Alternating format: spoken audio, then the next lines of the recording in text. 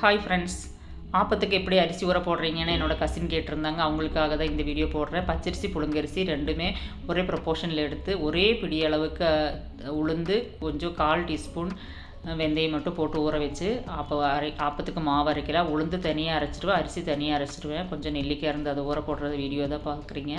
அதுக்கப்புறம் செடியிலேருந்து பச்சை மிளகாய் பிச்சு அந்த நெல்லிக்காயில் போட்டு வச்சுட்டோம். அது பாருங்கள், கழுவி அந்த நெல்லிக்காயும் பச்சை மிளகாய் ஒரே கலர். ஆப்பத்துக்காக கொஞ்சம் சோடா உப்பு மிக்ஸ் பண்ணி அந்த மாவில் ஊற்றிக்கணும். ஆப்பத்தினுடைய மாவினுடைய கன்சிஸ்டன்சி இந்த மாதிரி இருக்கணும். கொஞ்சம் தேங்காய் சட்னி அரைச்சிட்டு கொஞ்சம் தேங்காய் எடுத்து தேங்காய் பால் புழிஞ்சு எடுத்துகிட்டு, ஆப்பும் தேங்காய் பாலும் செம்ம டேஸ்ட்டாக இருக்கும். பாப்பாவும் அதை கேட்பான்.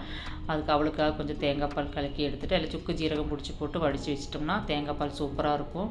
சட்னி தாளித்து எடுத்தாச்சு. தேங்காய் சட்னி தான் எடுத்தேன். ஆப்பம் 2-3 டைப்பில் செய்யலாம். இது பச்சரிசி புழுங்கரிசி உளுந்து சேர்த்து அரைச்ச ஆப்பம். இதில் கண்டிப்பாக சோடாப்பு கொஞ்சம் போடணும். அப்போ தான் ஆப்பப்படி மொட்டாட்ட இப்படியே புள்ளி உள்ள நல்ல ஓட்டையாக இருக்கும். இந்த ஆப்பத்துக்கு தேங்காய் பால் நான் முதல்லையே ஊற்றி வச்சுருவேன் எனக்கு சாப்பிட்றதுக்கு. அது அப்படியே தேங்காய் பால் ஊறி இருக்கும் பாருங்கள், செம்ம டேஸ்ட்டாக இருக்குது. நமக்கு ஸ்வீட் கிரேவிங்ஸ் எல்லாம் இருக்கும்போது காலையில் இந்த மாதிரி ஒரு ஆப்பம் சாப்பிட்டா போதும், நம்ம மறுபடியும் எந்த ஸ்வீட்டும் சாப்பிடணும்னு நினைக்கவே மாட்டோம். இந்த வீடியோ பிடிச்சிருந்தா என்ன சேனலை சப்ஸ்கிரைப் பண்ணுங்கள். தேங்க்யூ.